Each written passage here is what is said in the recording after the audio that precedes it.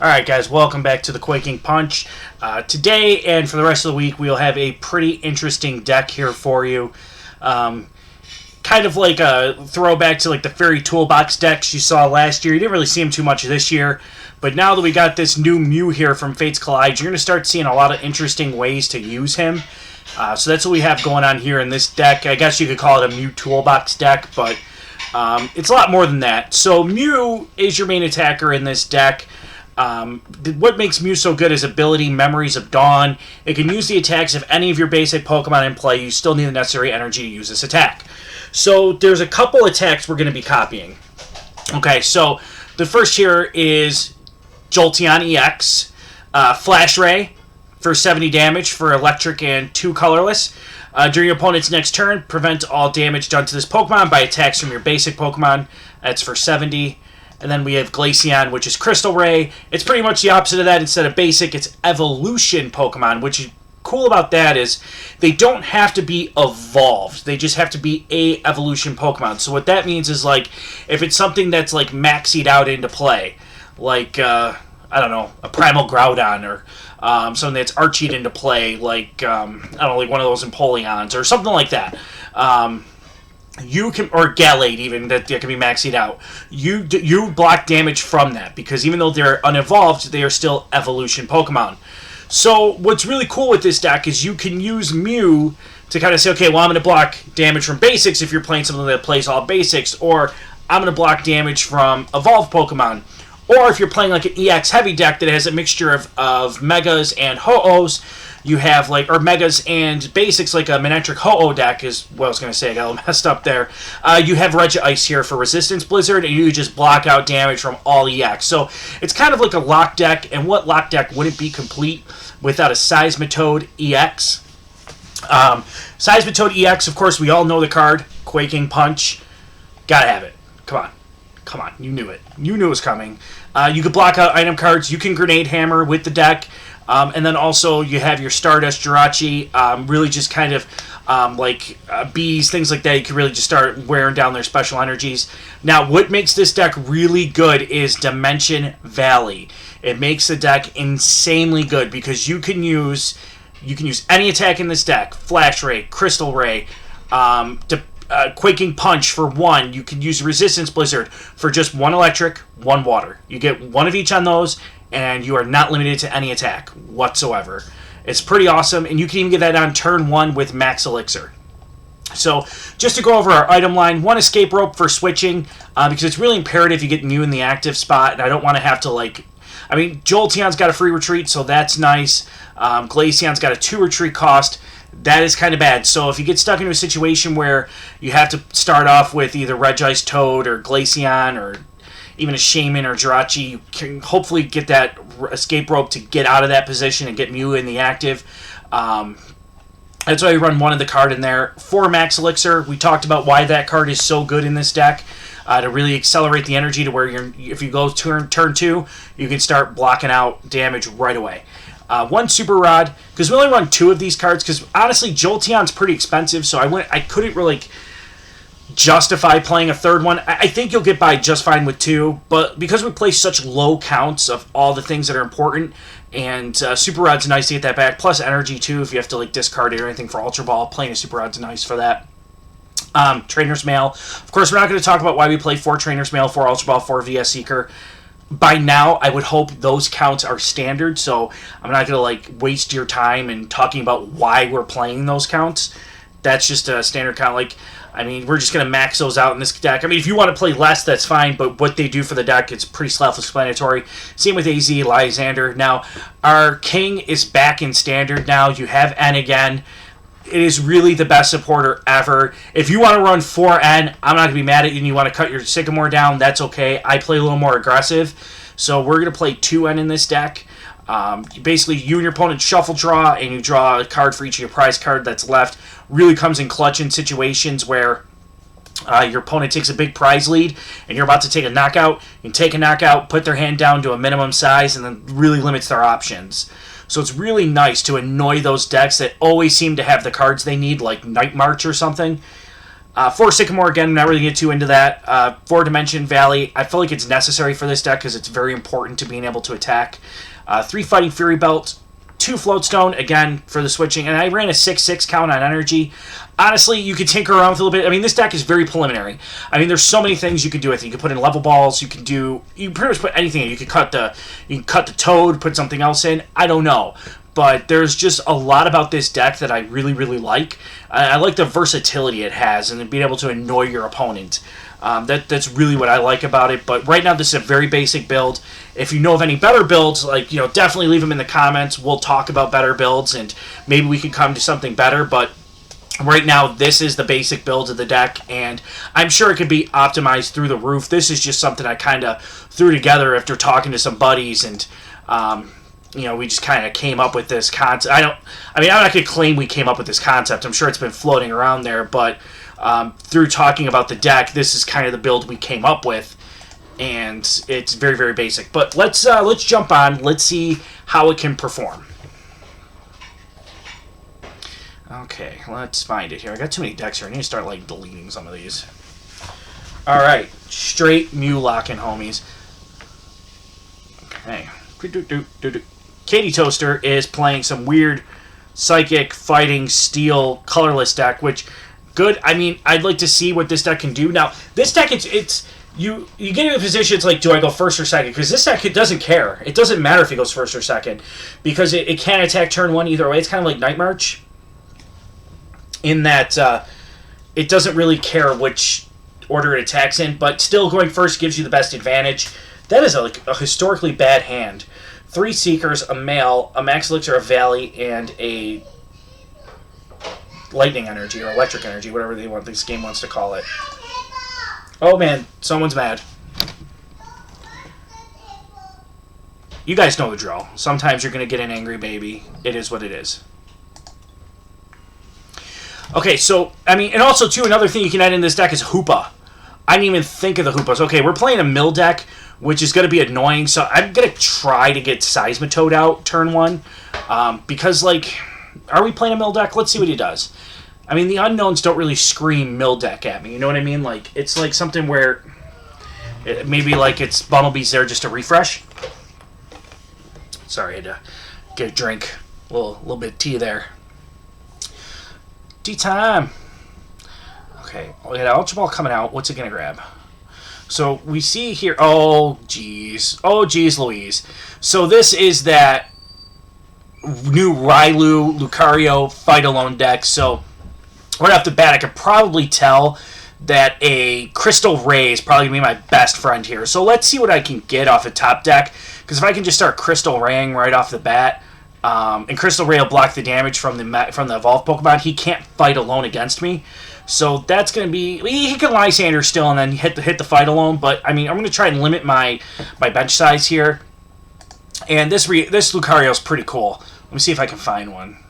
He doesn't have one in his discard. Here it is. So, give it back to me. We'll see it when it comes up.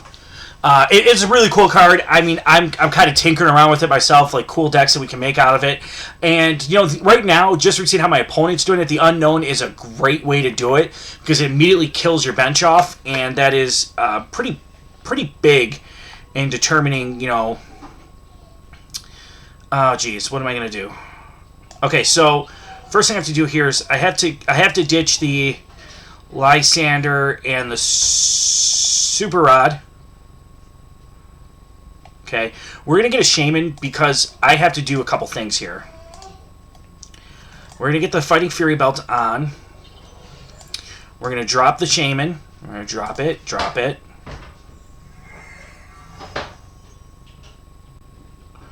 Okay, so we're going to put a Floatstone on the Shaman. The reason I'm doing this is because I want to be able to use a Max Elixir on it should I hit one. We're going to Escape Rope to get the Shaman active, which will still allow us to retreat and play Max Elixir. So you can see right here where Escape Rope is coming in clutch. We're gonna Sycamore this hand away because I want to be able to do something here. Jolteon's nice. Well, here's a Max Elixir, and we found the Electric Energy. Okay, so I'm gonna play the Jolteon and the Seismitoad. Just to give myself a turn, I'm going to Quaking Punch here. Well, that didn't really help. Well, there's really not much I could have done anyways, to be honest with you guys, so... at least turning off items is going to be the best bet, because blocking damage from basics isn't going to help, because he's about to Mega Evolve. So, or he's not Mega Evolve, but Evolve. Okay, so here we go. Check this out. It's got Vacuum Wave, not affected by weakness or resistance, which we have the Fighting Fury Belt, so we're good there. And then it's got Fight Alone. If you have fewer Pokemon in play than your opponent, this attack does 60 more damage for each Pokemon fewer you have in play. So let's say I have 5, you have none. You have 5 minus 6, that's 300 damage right there. You know, it's like, it's insane. Now, I have to find the Glaceon here, which we will be able to find just from this Ultra Ball that we have.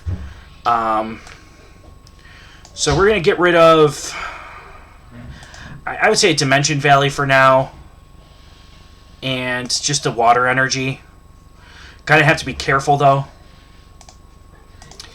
We'll get the Glaceon out. We'll drop the Glaceon down. I'm going to hang on to everything I have in my hand. I don't want to lose this energy, and I don't really know where to put it, because if I lose Dimension Valley, I'm going to want to put it on the Mew. So we're going to do that, and then we are going to Crystal Ray, which, with so many attack options, you kind of have to poke around to see what you can do. So Crystal Ray. Now we block all damage from opponent's evolution Pokemon, which is huge because he has nothing on the field that can damage us right now. He's got that Bunnelby that's kind of annoying if he can retreat to it and start milling, but then, you know, I'll take a one-hit knockout on it. Of course. And this deck, I mean, I don't know if it's good, but it's a lot of fun to play. I'll tell you, it is just really, really fun. And you can expect a lot more Fates Collides content on the channel within the next few weeks. I got a couple more Fates decks I'm working on, so you'll see nothing but new Fates Collides decks from here on out. And it's probably going to be the most competitive I can find of these Fates Collide cards, because I don't really want to get into the casual decking. I'm only going to showcase a deck if I feel like it could be a good deck. So let's see what this can do. It can do 20 damage, which is annoying. But I'm still going to Flash Ray because I don't want to get into not Flash Ray, I'm sorry, Crystal Ray, because I don't want to get into a situation where it's mind games and I'm like, well, he's got a basic out, let's block basics, and then he evolves. So, I mean, I'd rather take the hit for 20 than anything else. Excuse me. Sorry, guys. We got a baby going absolutely nuts right now. So there's the Lysander. So that hurts. He's going right after my Glaceon, which is... It's not good, but hopefully I can find a Float Stone. That would be great if I can find it.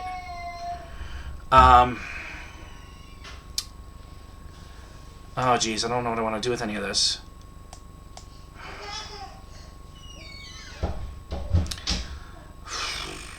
Okay, hold on. I'm going to attach the Fighting Fury Belt to this, just in case I can't, like, get active. I want that extra HP to kind of help. I'm just going to attach it to this Mew, just in case I lose Dimension Valley. I'm not going to use the Max Elixir. I kind of want to hang on to that. Well, here's a Trainer's Mail.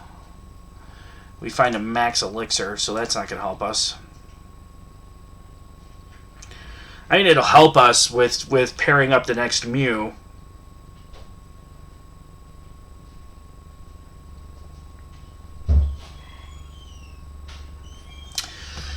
Alright, so we're having, as you can see, the internet issues. I don't know if it's on my end or his end. It's definitely not on my end. I just checked our internet strength. Our internet strength is good. So I don't know what's going on here. But time has stopped on my end.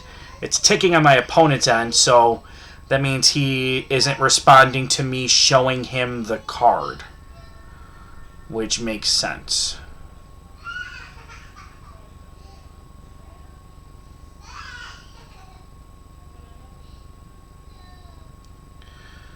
Okay.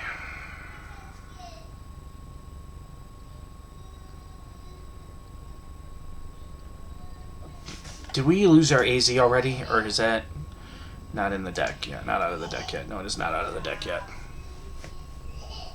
How much energy have we used so far? I have 12. I have 3, 4, 5, 6. So we have 6 energy left. Should be enough to get done what we need to get done. What is going on here? Did it... is the game frozen?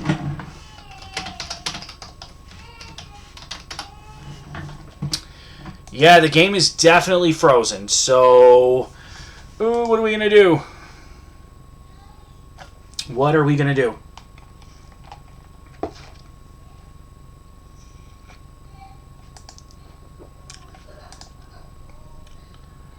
What do we do, guys?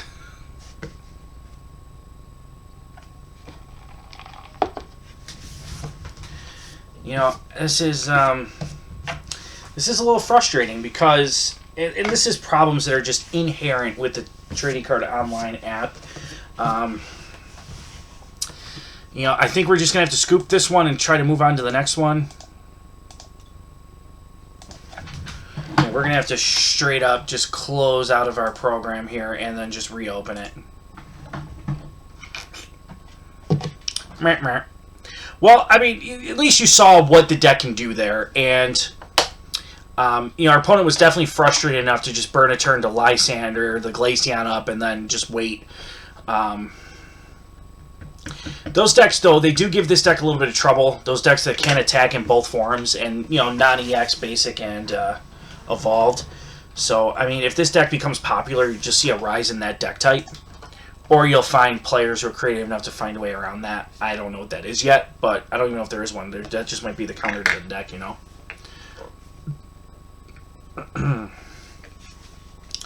Alright, let's see here. Sorry about that, guys. But we'll hop back on. We got one more match in. We're only about 16 minutes into the video, so should be enough time to get another match in. We'll see. We'll see. Meet Merc. What is going on here? Alright, cool. I know you guys just like looking at my handsome face. It's cool. You don't have to say anything. I get it. It's alright. It's alright. It's alright. Okay, where is there a Mulak? Where is this deck, dude?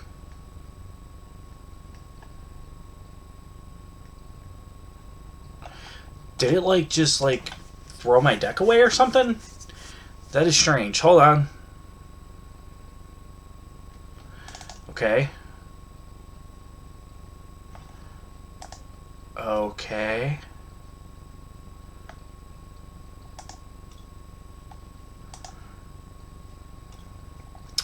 That's one of the strangest glitches I've ever seen, where it's just not showing your deck, and then you have to go in and then just resave it.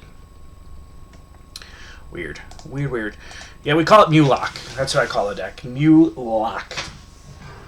It is the coolest. Okay, so we got straight fighting deck. So this might be pretty cool, especially if we see, you know, Lucario, because maybe we could just straight up block it out with Flash Ray. Or you can use Resistance Blizzard. Yeah, we're going to go first, because I want to be able to get my field set up real quick. That would have been a bad hand. By the way, I love that N's back in the format. In case you guys can't tell by my videos, it's like N is our king. 4N for life. Especially that swanky new Fates Collides art. It's great. Okay, so far we have the Seismitoad, which in and of itself isn't great.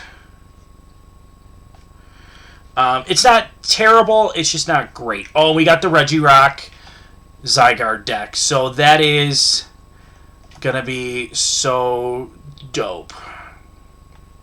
Do we have a VS Seeker already? Yes, we will not take the other VS Seeker. I might take the Super Rod, because I might need to Ultra Ball away that water energy, and I want to get it back.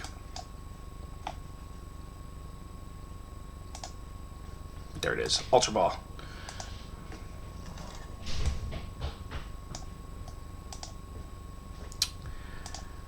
All right, so let's get a Mew. going here. I kind of want to get that going. Seeing as I'm going to throw this hand away, might as well get that water energy back.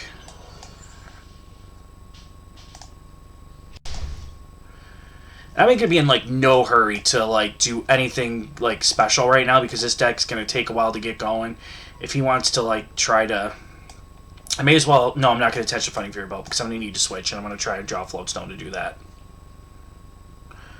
Okay, so we got the Flash Ray, we got the Resistance Blizzard, which will be good for blocking the damage to the EXs. We have our Escape Rope, and... Alright, yeah, he's just going to quit.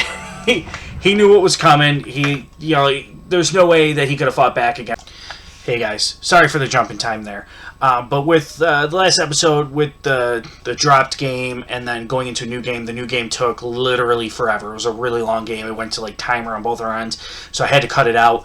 The video would have been just much too long. I'm going to try and see if I can edit the video down to get it back on in a later game. It was a really good game. We ended up losing, but you kind of see where the issues in the deck lie with having to deal with multiple different types of attackers, like EXs and basics and evolved Pokemon. It was just, there's a good mixture, and it kind of showcased what can give the deck some problems. So that was an issue there. But I'm recording this to let you guys know there's a couple of things. One, I'm now on Twitch every Monday night. I know I said earlier in the video, 8 o'clock. Follow me on Twitch at The Quaking Punch, or on twitch.tv/The Quaking Punch. Also on Twitter at The Quaking Punch. I'm doing a lot of giveaways on Twitter. Right now I'm doing a super rare VS Seeker giveaway. If you follow me on Twitter and then retweet my pinned tweet, you'll be entered into it. All you have to do at 200 Twitter followers, I'll be giving that away to someone randomly. Also at 100 subscribers on YouTube, I will also be doing another giveaway, probably some Fates Collide stuff. I got some cool stuff I can give, so we'll be doing that. Again, all of it's on my Twitter. I communicate everything on Twitter, so definitely follow me there. And then let me know in the comments down below anything you guys want to see out of this channel. I've been doing a lot of feedback, and I've been trying to get a lot of Fates Collides content up for you guys. So I really appreciate you guys, supporting me and being really, helpful to me in this endeavor of YouTube. I can't begin to describe how much I appreciate that. I mean, I've gotten a lot of feedback. People like, finding me on various forms of social media, just telling me how much they like the channel, and I've helped them, and I definitely appreciate that. I mean, I'm not the world's best player, but I definitely try. But again, thanks for hanging out with us today, and I'll have another video, guys, for you tomorrow. I'm actually working on recording that right now. So we'll see you guys next time.